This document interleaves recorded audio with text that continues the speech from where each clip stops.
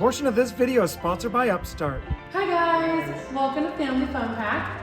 We are in the middle of our road trip. We are having such a great time. Hopefully you guys are enjoying all the videos we've been uploading of all of our adventures and travels.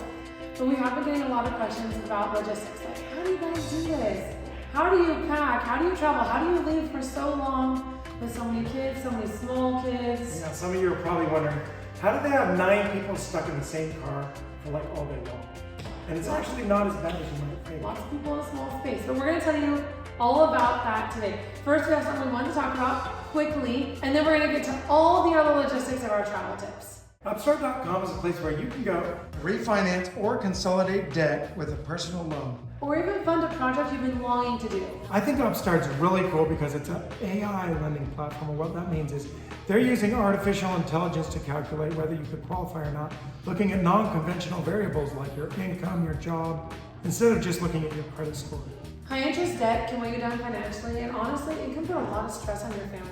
I also like how Upstart.com uses different ways of qualifying you for things because it's more unique to who you are. Maybe, for example, you just got a really good paying job, but you haven't had time to build your credit yet.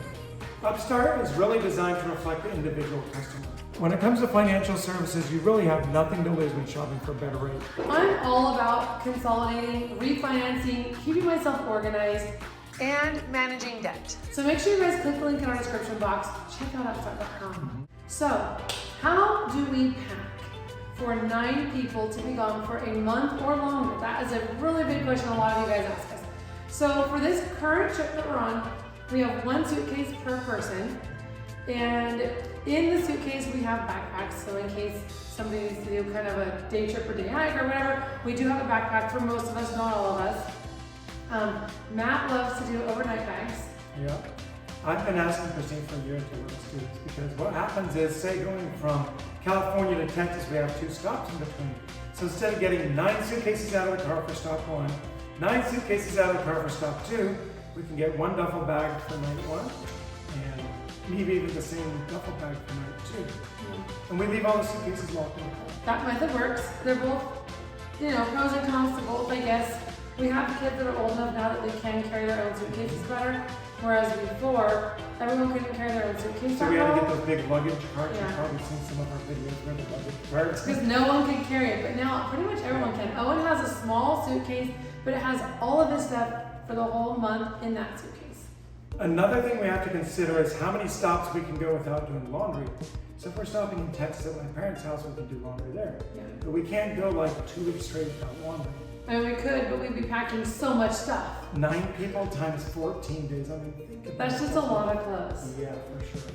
And this particular trip, we had sport camp, so we had to bring 14 sport socks and like athletic outfits. They asked the kids to change midday, so we had to bring 14 things for each person. For each kid, and that's not even like their normal clothes. So they're not going to wear knee-length soccer socks on a normal day. So we had a lot of stuff this trip that we don't normally have. Usually we can pack a little lighter. Yeah. Usually we'll have 2 kids share a suitcase. Owen and Chloe would probably share, or Owen and Michael, and then I would share with Chloe, and Zach and Chris would share, and then we'd use a slightly smaller suitcase for Alyssa and David to have their own. So on most trips we don't usually do a suitcase per person, but on this one, because of what we were doing on the trip, we had to actually pack a lot more than we usually do. Yeah, we had to bring those extra large suitcases like she mentioned. Yeah, I mean the kids had to bring 2 pairs of soccer cleats, and that's not including the regular shoes they have to wear. They had to bring the 2 cleats plus a pair of running shoes for camp. Flip-flops. And they had to have the flip-flops. They had to have also like slides or Crocs for camp. They weren't going to be walking around in their cleats all day. They weren't allowed to. So there was a lot of shoes required for that on this trip. The next thing you guys asked about is what do we do for food? When we're going down the highway, the kids start to get hungry, so we stop at like a sandwich shop or something where everyone can eat. We try to make sure we drive a little bit. We don't just wake up and like eat. We try to drive a little bit. And I mean, we don't wake up early enough for the continental breakfast, in case you're wondering. Once in a while. Yeah, pretty much never. I think I've done it like once this whole trip. But we will drive a little bit and then we'll stop and then everyone can get out, move their legs, and then we try to find a place that everyone likes. That's not fast food, but it's not sit down either. So usually a sandwich shop is a good compromise, I guess, for that. On the East Coast, there's some of these pizza places where you could just go and kids could feed themselves. Pizza buffet. It is not healthy, but our kids love it. It's convenient. Yes, and we don't have them in California really at all, so when we see them on the East Coast, everybody wants to go. But yeah, we'll do that a lot. And then sometimes we do cook in the kitchen in the condo. It depends how long we're going to stay. If we're going to be there a few days, we'll go to the grocery store and we'll get breakfast cereal and all that kind of stuff. But we don't want to have leftovers, and we don't want to have a gallon of milk we're carrying around from house to house, and we also don't want to waste by throwing it away. So if we don't have a place we're going to stay for a while, then we generally don't cook in, but when we can, we do. Yeah. Hotel rooms typically don't have a kitchen, some of them do. Or even a freezer. Yeah, so you get a tiny mini fridge and a little microwave. And if you have a family our size and you're all sharing 1 or 2 microwaves, it can take an hour to cook your food, I'm not even kidding. We went to a hotel in Texas last year, and they had a microwave in the lobby. I was riding the elevator up and down. It took like an hour and a half to get all of our meals cooked. We're like, can we just leave out on our this whole process to go down there and cook stuff. Yeah, that was a hassle. So it's just easier to stop somewhere to eat, even sometimes we'll get gas station snacks. Not the best, but you know, give the kids chocolate milk or something. I never got gas station snacks as a kid, so I feel like we're really splurging by going to the gas station. He got to go to the gas station as a kid, but I never once in my whole life got a gas station treat. So I feel like we're spoiling For me, our it was kids. like getting peanuts or something. It wasn't something that spectacular. But still, I feel like I'm spoiling my kids and we're splurging. If I let them get a chocolate milk at the gas station, it's like, oh my gosh. I don't know. That's just how I I mean, feel. sometimes buying stuff at the gas station could be like 50 or 60 bucks. It's normally 20 or 30. I know, and grandma gets 2 things and they're like $2. And we leave the gas station, we're like, why didn't we just go to like a restaurant or a sandwich shop or something? Yeah. To fill them with like empty calories. Yeah. Now back to the lines of bedding. Some of you guys wonder probably who sleeps with who, and that always varies. It depends if we're in one hotel room or 2 rooms. If we're in 2, Matt and I obviously each take a room. And then Matt takes Chloe. I usually take As she's Owen. laughing about it. Because she still wakes up at night. Mhm. But I'll take Owen 100% of the time. He always chooses to sleep with me. Alyssa usually wants to sleep with me.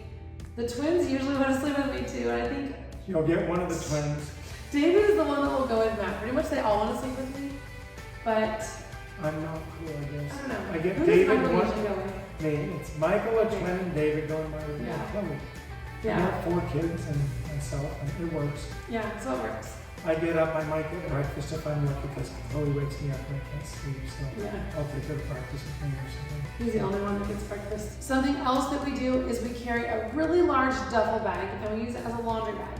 So everybody puts their laundry in there. We actually have 2 of them just in case we don't have washing capabilities for a little while. You know, one bag lasts like 3 days. Yeah, I mean they're really big laundry bags like that we have, and we also sent our kids with mesh laundry bags for camp. So each of them would have a dedicated laundry bag, but that's something we normally don't do. We generally do family laundry bags that are just really big, and then once we do laundry, we just bottom up and put them in a suitcase and go on. Something else about laundry actually is I try to get a place with laundry at least like 2 days before we're getting home, so that we don't go home with a ton of laundry, because it's not that fun to go home with a ton of laundry to do.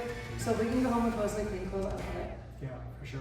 When we stop at a hotel, we have to get 2 hotel rooms now. There's 9 people. Sounds like, well, you need bedding for 5 and 4. Well, Chloe still sleeps in bassinet. So you get 2 queens and 2 queens and you're good. Or one room could be 2 queens and the other could be like a king and a sofa bed. And you put 2 people on each bed. Yeah. Sometimes we can get 1 hotel room. It kind of depends. In fact, Owen loves to sleep with us, especially in hotel rooms. He doesn't at our house. He sleeps in his room, but in hotels, he loves to be with us. And last trip, he fell out of the bed, and it was the loudest thump, and I felt so bad for him. So we ended up buying this cute little cot. It folds up just like this, like a camp chair. It just scoots in, and we can easily fit it in a suitcase. So for now, we have this little cot with us, which kind of saves us a bed in a hotel. So if we can make it work, like Alyssa, David, Zach, Chris, Michael, Owen, that's 3 beds. So if we have a room with 4 beds, but if not, sometimes we can still kind of like make it work. Sometimes there's adjoining rooms. There's one hotel chain that will actually allow you to book adjoining rooms. Yeah, But- it's hard to find adjoining rooms. It actually is really hard, and I wish there was more of that, because not having adjoining is a little frustrating sometimes, because we're on different floors, and sometimes we, as we mentioned, we pack like 2 people 1 suitcase, so then you're running back and forth trying to Yeah. get the right. So we just have to save condos a lot. We want to make sure we have a kitchen and a washing and dryer. Yeah. But the biggest thing is washing and dryer. But we have to be careful, because after our Harry bed experience at this one place we stayed at in Arizona, we're like, okay, we need to watch where we stay because that place had good reviews and it was not good. Yeah, some of the short-term rental sites, the houses look great, they look perfect. Big family, a house with 3 or 4 bedrooms. Yeah. But when you get there at 10 p.m. and you need something, there's nobody there to help you. Yeah, like, or they forgot to move pillows and you're like, who doesn't want a pillow? Yeah, we usually get in late places, so There we go. getting something at midnight's not a problem. At a hotel, it's not a problem, but if you're going somewhere like a short-term rental, you never know. Yeah. So there's pros and cons to both. We've stayed at both for sure. Mm-hmm. Right now, we love hotels just because of the clean factor, and we like the condo type thing like he's talking about.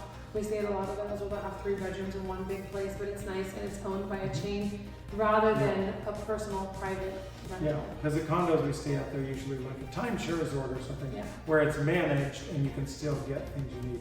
And we don't have to get a room serviced in those, so it's nice. You take out your own trash, you're not worried about germs and things like that. You can cook for yourself. Yes. They almost all have a washing machine, so it's great. Yeah. Anyway, moving on to, Trip planning. I do 100% of he this. is a master trip planner. Hey, I've got a master's degree. He does it all. He plans the whole thing, and I'm like, so where are we going tomorrow? Yeah, I look at the map and I say, okay, we're going from like this city in Texas to this city in Florida. How long is it? How could we split it up? How could we avoid this city? Because some cities are better than others. They've got more restaurants or whatever, better gas prices, or they just feel safer. Whatever it is, we'll try and split it up, but I always say we shouldn't drive more than like 6 or 7 hours. In fact, today we have to drive almost 7 hours after we finish this. So we're going to be getting in like midnight, maybe He's later. not looking forward to it. Yeah. It's okay. I mean, it is what it is. Road trips are fun. But yeah, we divide it up, so we'll drive, we try not to drive too long, and if we have more time, this trip we were kind of in a rush. We needed to get to the soccer camp we were going to on a particular date, so we had to hurry. But we like to see if we could even drive just 3 or 4 hours and then stop and have a little bit of time in whatever city we're in just to explore it. Because there's so many beautiful things in the country we live in. It's insane. The more we travel, the more we do road trips, the more I'm like, oh my gosh, there is so much to see. It is amazing. So we'll drive around. I mean, we went to we were in Missouri, I remember a couple years ago, and we just got to our hotel and we saw this little river with a little pathway. And we just took a walk with the family down there, and it wasn't planned at all, and we made a video there, and there was a stream and everything.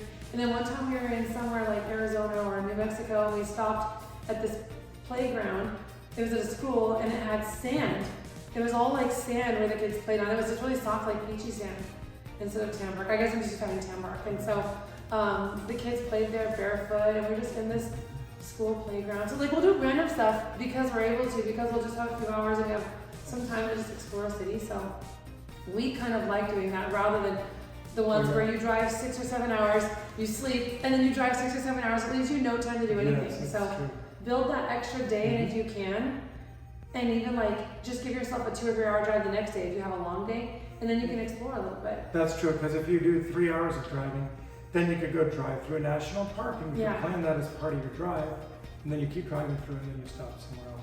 And another thing is we do all of our business spending on different hotel credit cards, so we get a lot of points, and it makes it easier to get hotel rooms without breaking the bank. Yeah. He's really good at finding out the best ways to save money on travel, because it can be expensive to travel. I mean, we all know gas isn't cheap, but I mean, even the hotels, I think lodging is probably the most expensive part of travel, really. For sure. You can always do excursions and find free stuff, or national parks, some of them are free to enter, but it's the amenities of staying somewhere, that's what really Absolutely. I mean, two hotel rooms that are just like a decent 2.5-star hotel, that's $400 right there, $200 a piece. Maybe cheaper depending on the city.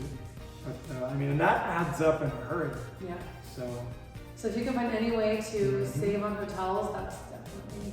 Yeah. And I have a credit card that gets us 8% back at gas stations, which doesn't sound like much, but with the way gas prices are right now, That's actually true. we're spending thousands of dollars on gas every month, maybe not every month, every couple months. Yeah. So it's a lot to get 8% back. Yeah. So anyway, we started in California, drove to Arizona, drove to Texas, drove to New Orleans area, and then stopped in Panama Florida, City in Beach. the Panhandle, and then we went to our final destination in Florida, So that's approximately how many days it takes us to get there. Hang out in Florida, and we usually like to road trip the way back and do fun stuff. This time, like I said, we're in a bit of a rush, but that's often what we do and how we make it work. And I mean, hopefully this video was somewhat fun and informative since it was just Matt and I will take you guys in and we'll go see the kids. They're hanging out with their grandparents, so we'll let you see them. But anyway, bye for now, and let's go check on the kids. It's like actually cooperating. I'm kind of Nope, one more. 3, 2, look at me, Simba. Simba. They're recreating that. Nice. We're doing a family picture on this.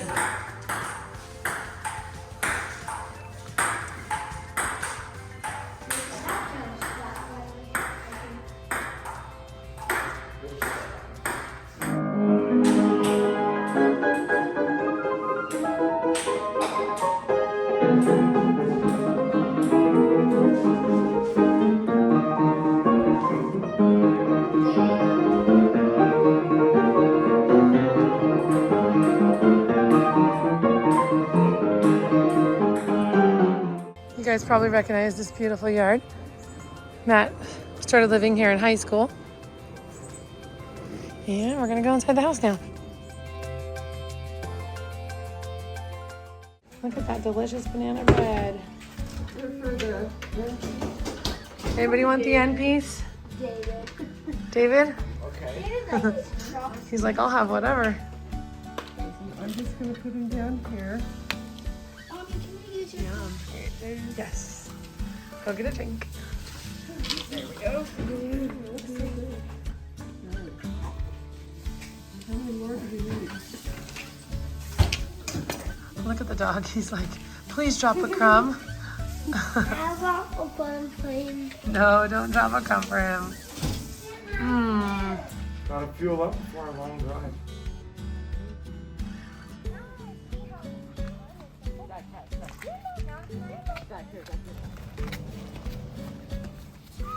That cat.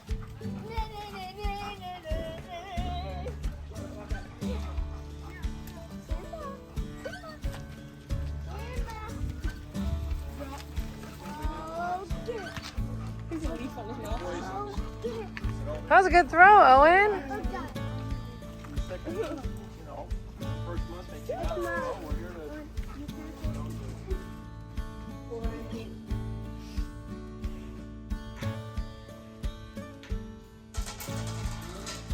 Yes! 2 and 5. Okay. As you guys just saw, the kids are having so much fun playing a game with Grandma.